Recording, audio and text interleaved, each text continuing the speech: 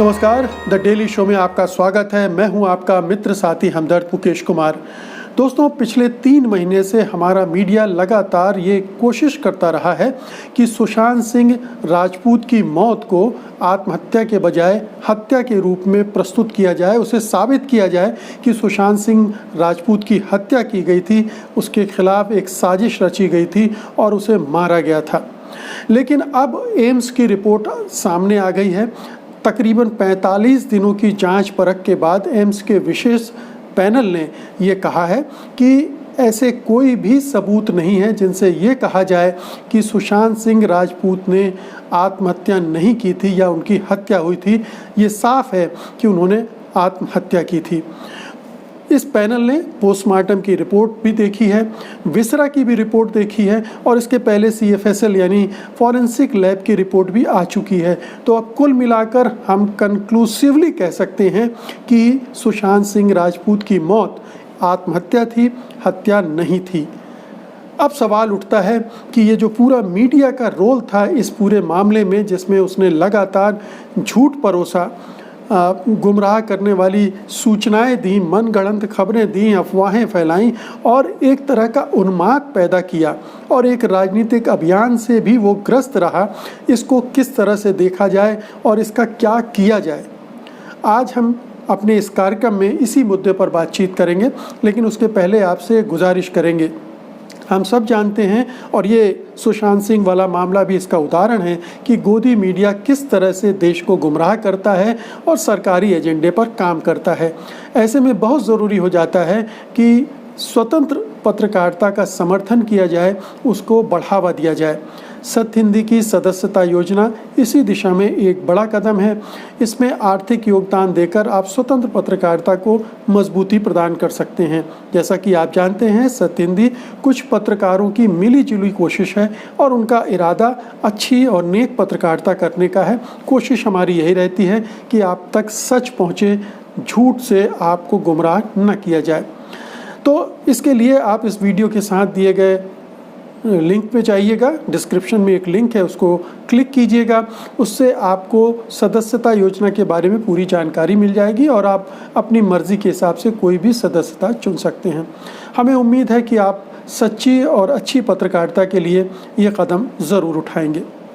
तो वापस लौटते हैं उस विषय पर जिसकी हम चर्चा कर रहे थे। सुशांत सिंह राजपूत के मामले में अब लगभग इस्टेब्लिश हो चुका है। हालांकि CBI अभी भी कह रही है कि वो तमाम जो उसके पहलू हैं उनकी जांच करेगी और कोई नया सबूत आया तो उसके आधार पर ये फिर टेस्ट करेगी कि क्या सुशांत सिंह की हत्या की गई थी। लेकिन CBI ने भी जिस ढंग से कहा है उससे स्पष्ट संकेत यही मिलता है कि हत्या का कोई सुराग, कोई संकेत, चाहे वो पारिस्थिति जन्य साक्ष्य हों, सर्कमस्टांशियल एविडेंस हो, उनमें भी नहीं मिला है।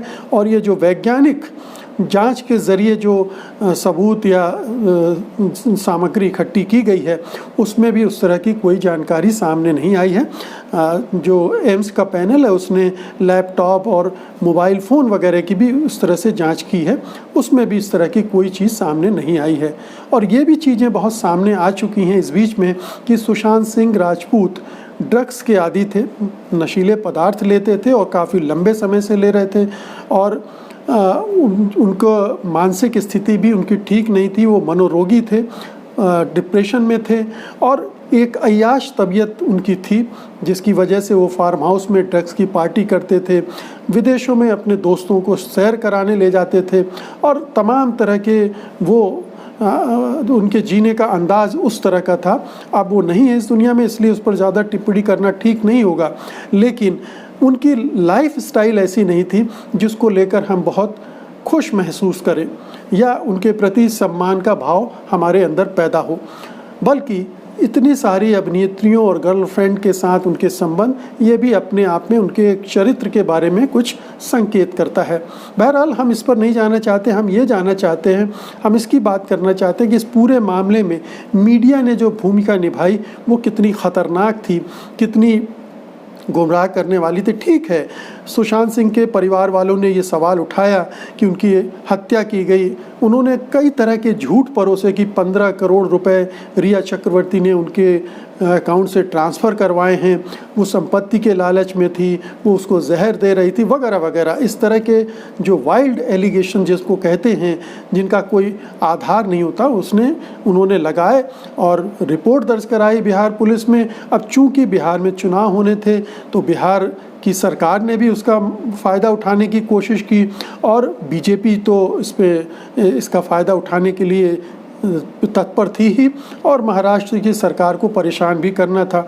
तो अब गोदी मीडिया ने ये पूरा एजेंडा बीजेपी का अपने हाथ में ले लिया और जो उसके परिवार ने कहा उसको परम सत्य, ध्रुव सत्य मान लिया, ब्रह्म सत्य मान लिया और उसके आधार पर आगे बढ़ने लगा। एक तरह की कैंपेन चला दी उसने महाराष्ट्र की पुलिस के खिलाफ, फिर महाराष्ट्र की सरकार के खिलाफ, और इस तरह से उसने एक राजनीतिक एजेंडे पर काम किया। हम ये जानते हैं कि गोदी मीडिया में ख़ास तौर पर कुछ चैनल हैं जिसमें रिपब्लिक टीवी है, रिपब्लिक भारत है जिसके सर्वे सर्वा अर्णब गोस्वामी हैं, इसी तरह से इंडिया टीवी है, आज तक ने भी इस दिशा में इसी तरह की कुछ हरकतें की।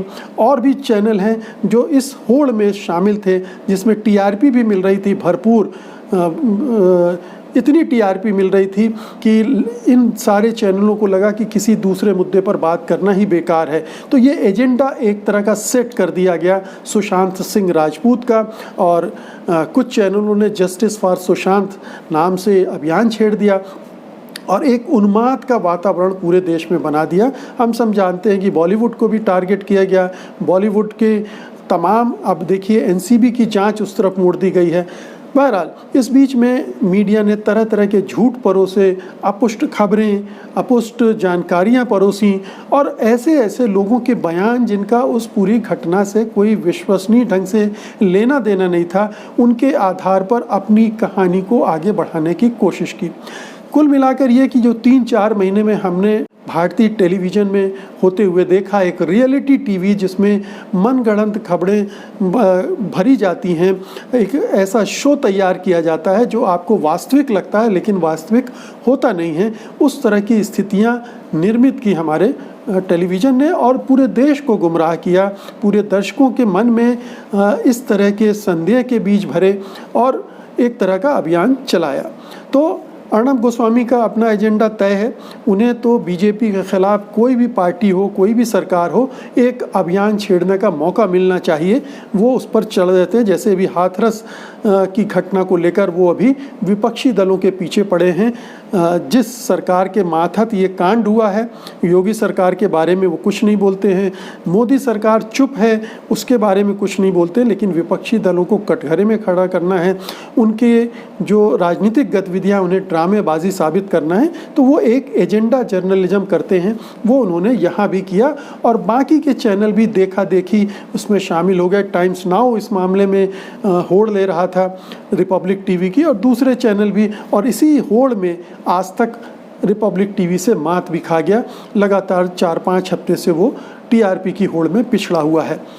तो कहने का मतलब ये है कि पूरा जो एजेंडा सेटिंग के जरिए टीवी पत्रकारिता हो रही है, उसने पूरे माहौल को पत्रकारिता के साथ जो उसके उसूल के साथ खिलवाड़ किया है, वो अपने आप में एक मिसाल बन गया है। ये हम आप सब देख ही रहे हैं। अब आप देखिए कि इस उन्माद से जो उन्होंने पूरा वातावरण बनाया है, उससे हुआ ये कि जो बहुत ज़रूरी मुद्दे थे इस बीच में देश के सामने, उनसे सबका ध्यान बांट दिया गया। हालांकि एजेंडा जर्नलिज्म का ये भी एक रोल होता है कि सरकार पर जो संकट आ रहे होते हैं, सरकार जहां पर फेल हो रही होती, तो उससे ध्यान बटाने के लिए इस तरह के इश्यूज़ को और बढ़ा चढ़ाकर प्रस्तुत किया जाता है। और यही अर्णब गोस्वामी एंड कंपनी या अर्णब गोस्वामी ब्रिगेड जो दूसरे चैनलों में भी, जैसे जी टीवी में भी हैं, आज तक में भी कई ऐसे एंकर हैं जो यही काम करते हैं। तो कई चैनलों में इस तरह के लोग बैठे हैं, वो यही कर रहे थे कि किसी तरह से सरकार पर, अब कोरोना वायरस में सरकार फेल हुई, उससे ध्यान हटाना है। लद्दाख में चीनी सेना ने हमारी ज़मीन पर कब्ज़ा कर लिया, उसके बारे में लोगों का ध्यान हटाना है, सरकार को बचाना है, वहाँ पर इस तरह से काम। किसानों का मामला आ गया, मजदूरों का मामला आया, इन सब मुद्दों से जो कि सीधे सीधे आम आदमी से जुड़े हैं, उनसे ध्यान हटाने के लिए ये पूरी कैंपेन को और भी ज़्यादा उन्माद से भरकर, भावनाओं से भरकर चलाया गया। और जाहिर है कि लोगों के साथ ये धोखेधड़ी थी, एक बड़े पैमाने पर धोखाधड़ी थी। और यही नहीं, जो रिया चक्रवर्ती थी उसका जिस तरह से मान मर्दन किया गया पूरे सार्वजनिक स्तर पर, राष्ट्रीय स्तर पर, उनके परिजनों को जिस तरह से चोट पहुंचाई गई, उनका अपमान किया गया, ये अपने आप में एक जो टैबलॉइड जर्नलिज्म है, या जिसको हम पीत पत्रकारिता बोलते हैं, येलो जर्नलिज्म, वो हमारे इस गोदी मीडिया ने बढ़ चढ़ कर की। तो ये पूरा एक माहौल था जिसमें गैर जिम्मेदार हमारे मीडिया चैनल, न्यूज़ चैनल, उनके एंकर, उनके संपादक, उनके मालिक, ये सब शामिल थे। और जाहिर है कि इसने पत्रकारिता को बहुत लांछित किया है। अब ये मौका आ गया है, जब ये इस्टेब्लिश हो चुका है कि सुशांत सिंह ने आत्महत्या की थी, उनकी हत्या नहीं हुई थी, तो अब पूरी पत्रकारिता बिरादरी को और जो भी इंस्टीट्यूशन हैं जो जर्नलिज्म को सही रास्ता दिखाने के लिए ज़िम्मेदार हैं, उनको काम करने का वक्त है। केबल टीवी एक्ट जो है 1995, उसके आधार पर इन चैनलों ने जो भी गलत काम किए हैं उसकी जांच पड़ताल करवाई जानी चाहिए और उन पर कार्रवाई की जानी चाहिए। प्रेस काउंसिल है, उसको भी अपने स्तर पर काम करना चाहिए। जो NBA है, उसको इस पूरे कवरेज का अध्ययन करके और इसके लिए जो भी चैनल ज़िम्मेदार हैं, जिन्होंने गैर ज़िम्मेदाराना ढंग से पेश आए हैं, उनके खिलाफ कार्रवाई करना चाहिए। और ख़ुद पत्रकारिता बिरादरी को अपने स्तर पर ऐसे चैनल और ऐसे एंकर और ऐसे रिपोर्टर को आइडेंटिफाई करना चाहिए, उनके बारे में बाकायदा रिपोर्ट जारी करना चाहिए, ताकि वो सार्वजनिक रूप से उनकी नेमिंग और शेमिंग हो, ताकि वो भविष्य के लिए उन्हें एक सबक मिले कि एक गलत काम करने में उनका नाम आया था, उनका नाम दर्ज है उन रिपोर्ट्स में कि ये अर्णब गोस्वामी हैं जिन्होंने इस तरह से ड्रामेबाजी की, इस तरह से उन्माद भड़काया, इस तरफ से झूठ बोला और इस तरह से राजनीतिक बयानबाजी की। ये सारे जो जितने भी इस तरह के पत्रकार, एंकर, संपादक, चैनल हैं, उन सब को कटघरे में खड़ा करके उनके बारे में बाकायदा तथ्यात्मक ढंग से बात की जानी चाहिए और उनके बारे में स्ट्रिक्चर पास किए जाने चाहिए। उनका एक तरह से निंदा अभियान इसके तहत होना चाहिए, ताकि आम लोगों को तक ये बात जाए कि ये लोग गैर जिम्मेदाराना पत्रकारिता करते रहे हैं। इनको भी सबक मिलेगा जब सार्वजनिक रूप से इनकी निंदा भस्म ना होगी। और साथ में जो कानून के तहत जो कुछ हो सकता है इन लोगों के खिलाफ, इन चैनलों के खिलाफ, वो भी किया जाना चाहिए, ताकि एक मिसाल बने। और जाहिर है कि ये अपने आप नहीं होगा, इसके लिए पहल करनी पड़ेगी, पत्रकारों को पहल करनी पड़ेगी, सुप्रीम कोर्ट को पहल करनी पड़ेगी, और तभी कुछ बात आगे बढ़ सकती, क्योंकि सरकार के लिए तो ये मुफीद है। ये मीडिया का जो वातावरण है उसके लिए बहुत सही है। वो कभी इस तरह से कोई कार्रवाई नहीं करेगी, क्योंकि वो तो चाहती है कि आगे भी मीडिया, गोदी मीडिया बना रहे और इसी तरह से काम करे।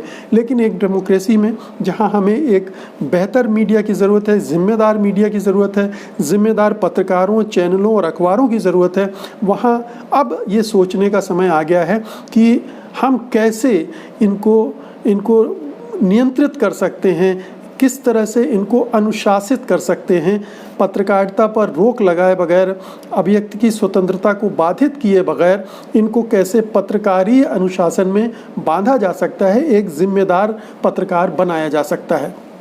उम्मीद है दोस्तों आप मेरे इस टिप्पणी से सहमत होंगे और इस पर आप भी अपनी प्रतिक्रिया इस वीडियो के साथ कमेंट बॉक्स में दर्ज कराएंगे।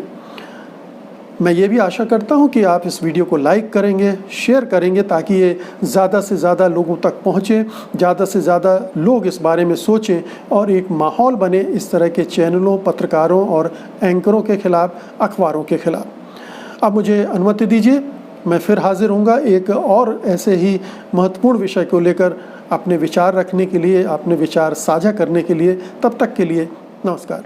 सत्य हिंदी के और वीडियोस को देखने के लिए हमारे YouTube चैनल को सब्सक्राइब करें और सीधे नोटिफिकेशन पाने के लिए बेल आइकन दबाएं।